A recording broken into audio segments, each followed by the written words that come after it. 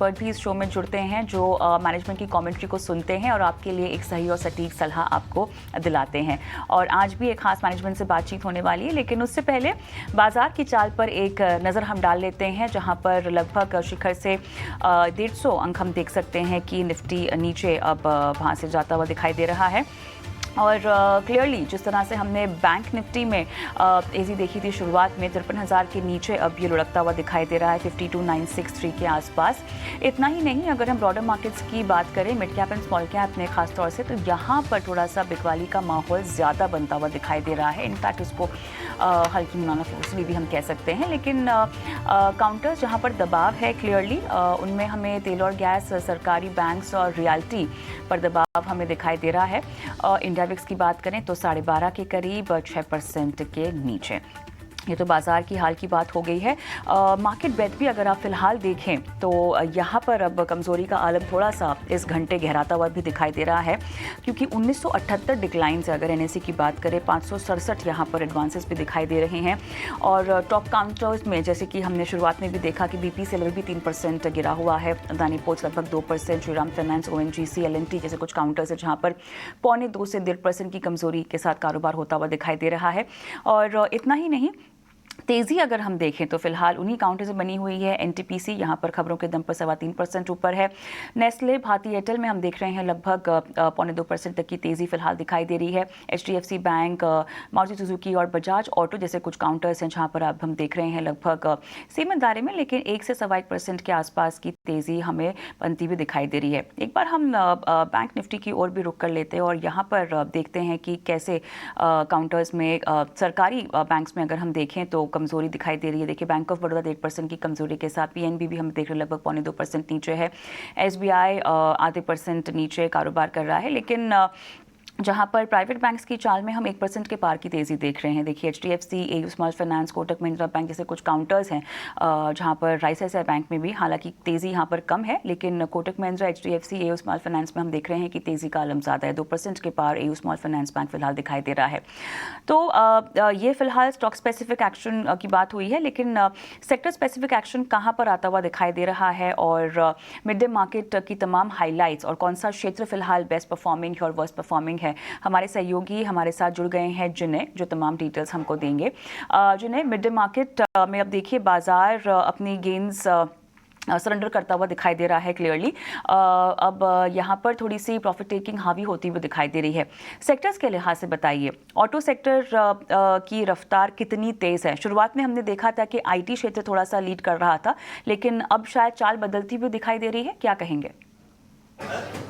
जी, तो आज जहाँ पर हमें स्मॉल और मिड कैप में हमें सेलिंग नज़र आ रही है, वही निफ्टी ऑटो सेक्टर जो है रिलेटिव स्ट्रेंथ दिखा रहा है। अभी का टॉप बेस्ट परफॉर्मिंग सेक्टर निकल कर आ रहा है। अगर हम इसमें कंट्रीब्यूटर्स की बात करें तो 3 स्टॉक्स फोकस में रहेंगे। पहला है बालकृष्णा इंडस्ट्रीज़, करीब 1% की तेज़ी दिख रही है। इसके अलावा बजाज ऑटो और मारुति सुजुकी, ये दोनों स्टॉक्स में भी 1% से ज़्यादा की तेज़ी दिखने मिल रही है।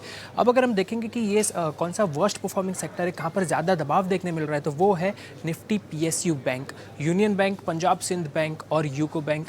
2% से ज़्यादा की गिरावट देखने मिल रही है। वहीं पंजाब सिंध बैंक में अगर आप देखेंगे तो 3% से ज़्यादा का फॉल दिखता हुआ नज़र आ रहा है। इसी के साथ अगर हम रिलेटिव स्ट्रेंथ कहाँ पर तेज़ है, कौन से स्टॉक्स जो है ऑल टाइम हाई लेवल पर ट्रेड कर रहे हैं, यहाँ पर नज़र डालेंगे तो हमें 3 टॉप स्टॉक्स जो नज़र आएंगे वो है एनटीपीसी, दूसरा रहेगा पॉलिसी बाजार, पीबी फिनटेक और तीसरा रहेगा भारती एयरटेल। ये तीनों ही स्टॉक्स में हमें काफ़ी रिलेटिव स्ट्रेंथ देखने मिल रहा है। जहाँ पर मिड एंड स्मॉल कैप में सेलिंग आ रही है, ये तीनों स्टॉक अपना बढ़ रहे हैं। एनटीपीसी 3% से ज़्यादा की तेज़ी देखने मिल रही है। पीबी फिनटेक और भारती एयरटेल 1% से ज़्यादा की तेज़ी यहाँ पर नज़र आती हुई है। और इसी के साथ अगर हम ऐसे शेयर्स देखेंगे जहाँ पे वॉल्यूम काफ़ी हमें आज नज़र आ रहा है, वॉल्यूम बजर्स, तो 3 स्टॉक्स निकल के आएंगे। पहला है इंडस टावर, जाहिर सी बात है सुप्रीम कोर्ट का जो एजीआर पर अभी ऐलान हुआ है आइडिया, और इसके ऊपर से इंडस टावर में वॉलेटिलिटी बढ़ती हुई दिख रही है। उसी के अलावा HAL, हिंदुस्तान एरोनॉटिक्स और REC, ये दोनों भी फोकस में रहेंगे। ऑलराइट, चलिए जुनैद, बहुत बहुत धन्यवाद आपका। आपने तमाम मिड डे मार्केट एक्शंस की हाइलाइट्स बताई हैं, लेकिन अब हमारे साथ बाजार की चाल पर विस्तार से बात करने के लिए जियोजीत फाइनेंशियल सर्विसेज के senior vice president Gaurang Shah जुड़ गए हैं। गौरांग, स्वागत है आपका हमारी खास पेशकश में। और बाजार की चाल में अब थोड़ा सा हम देख रहे हैं कि मुनाफा वसूली हावी होती हुई दिखाई दे रही है। वेल, जितनी भी रेट कट को लेकर ऑप्टिमिज्म थी वो काफ़ी हद तक पहले से फैक्टर इन हो चुकी थी, और अब मेरे ख्याल से बाजार नए ट्रिगर्स की तलाश भी कर रहा होगा। ओवरऑल माहौल कितना अपबीट था, और अब कारोबार अंत होते होते तो तब्दीली हम देख रहे हैं, इसकी परिभाषा क्या होगी, इसको हम कैसे समझें? धन्यवाद कविता, इस मंच पर आमंत्रित करने के लिए सभी को प्रणाम और शुभ दिन हमारे तरफ से। तो कल भी हम जुड़े थे कविता हमारे ही चैनल 18 हाउस स्वदेश पर, और ब्याज दरों की कटौती को लेकर के एक वक्तव्य के, अगर 50 बेसिस पॉइंट की कटौती आती तो थोड़ा बहुत उत्साह ज्यादा देखने मिलेगा, और वही देखने मिला। एशियाई बाजार आज सुबह काफी बढ़त के साथ खुले थे। हमारे यहाँ पर हमने नया शिखर बनाया निफ्टी स्पॉट पर 25,611 के आसपास का, और फिर थोड़ी बहुत मुनाफा वसूली और नीचे तरफ के दायरे। ब्रॉडर मार्केट्स में अगर आप देखने जाए, मिड कैप स्मॉल कैप सूचकांक में बिकवाली कुछ हावी ज्यादा है, और ऊपरी स्तर से हमने दिग्गजों सूचकांक में भी नीचे तरफ का दायरा देखा। मेरे ख्याल से जब तक हम 25,400 के पार बने हुए हैं निफ्टी स्पॉट पर, तब तक ऊपर के तरफ के दायरे अभी भी खुले हैं।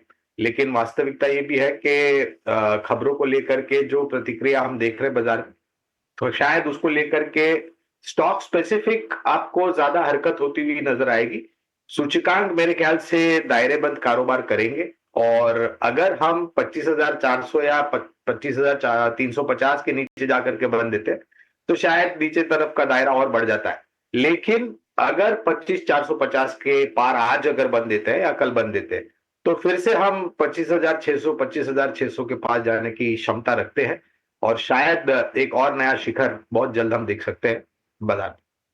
क्या इसकी संभावना इसीलिए भी प्रबल है क्योंकि हम उम्मीद कर रहे हैं कि अब एफआईआईज का इन्फ्लो इमर्जिंग मार्केट्स और खासतौर से भारत की ओर ज़्यादा बढ़ता हुआ दिखाई देगा, तरजीह ज़्यादा मिलेगी भारत को? क्या ऐसा समझना और उस बलबूते बाजार में एक उछाल की उम्मीद करना क्या सही होगा? देखिए, विदेशी संस्थागत निवेशक पिछले महीने अगर आप देखने जाएं कविता, अगस्त में, तो मेरे ख्याल से ज्यादातर बिकवाली की तरफ पलड़ा उनका भारी था। इस महीने में अब तक जो आंकड़े हमने देखे हैं, वहां पर खरीदारी की तरफ वो ज्यादा झुकाव है। और कल देर शाम जो ब्याज दरों की कटौती को लेकर के और जिस संख्या में कटौती आई है, तो अनिवार्य होगा ये विचारधारा रखना कि हाँ, विदेशी संस्थागत निवेशक उभरते हुए बाजार की तरफ बिल्कुल अपना रुख करेंगे। और उस रुख करते हुए में मेरे ख्याल से हमारे भारत वर्ष के जो शेयर बाजार है, वहां पर शायद उनका जो निवेश है वो थोड़ा बहुत ज्यादा आ सकता है। लेकिन कितनी मात्रा में आता है ये भी देखना अनिवार्य होगा, क्योंकि कभी कभी ऐसा होता है कविता के, बहुत नकदी अगर शेयर बाजार में आती है तो वो भी बाजार की सेहत के लिए अच्छी बात नहीं। राइट, ऑब्वियसली जिस तरह से रॉ मटेरियल प्राइसेस और सिनेरियो बनता हुआ दिखाई दे रहा है, इम्पैक्ट नहीं होगा, ये भी कहना सही नहीं है, लेकिन कितना गहराता हुआ हम देखेंगे इसे और कितना लंबा चलता हुआ देखेंगे स्टेबिलिटी आने तक? कविता, सीएट के ऊपर पहले कवरेज थी हमारी, लेकिन हमारे लक्ष्यांक आ गए थे, फिर उसको कवरेज हमने आगे नहीं बढ़ाया, तो फिलहाल कवरेज ले। लेकिन पूरा टायर सेक्टर, एक मैं बहुत ही साधारण सा उदाहरण देता हूं आपको। देखिए, टायर एक ऐसा पुर्जा है वाहन में जो कि बहुत ही अनिवार्य है। फिर वो वाहन चाहे 2 पहिया वाहन हो, 3 पहिया वाहन हो, चौपहिया वाहन हो, कमर्शियल व्हीकल हो, ट्रैक्टर या agri equipment. Tyre ICE engine यानी कि फॉसिल फ्यूल पेट्रोल डीजल से चलने वाली पे भी जरूरत है, इलेक्ट्रिक व्हीकल में भी, और सीएनजी पर चलने वाली वाहन में भी जरूरत है। दो बहुत ही अहम लागत खर्च जो बड़ा हिस्सा बनता है वो है रबर, और दूसरा है कच्चा तेल। अभी मैनेजमेंट जिस तरीके से टिप्पणी कर रहे थे, मेरे ख्याल से रबर के दाम अगर थोड़े बहुत निश्चित स्तर पर आ जाते हैं तो बहुत अनिवार्य परिस्थिति हो जाएगी, जिससे मुनाफे के मार्जिन में भी शायद थोड़ा बहुत मुनाफा बढ़ता हुआ दिखेगा। एक्सपोर्ट मार्केट इनके पास बहुत बढ़िया है, इनके R&D भारत में भी है, जर्मनी में भी है, और रिप्लेसमेंट मार्केट इनके लिए बहुत बड़ा है। न्यू ऑर्डर मार्केट तो है ही कविता सभी टायर उत्पादन करने वाली कंपनियों के लिए, लेकिन बहुत जरूरी है रिप्लेसमेंट मार्केट, और एक बड़ा हिस्सा इनकी बिक्री का रिप्लेसमेंट मार्केट है।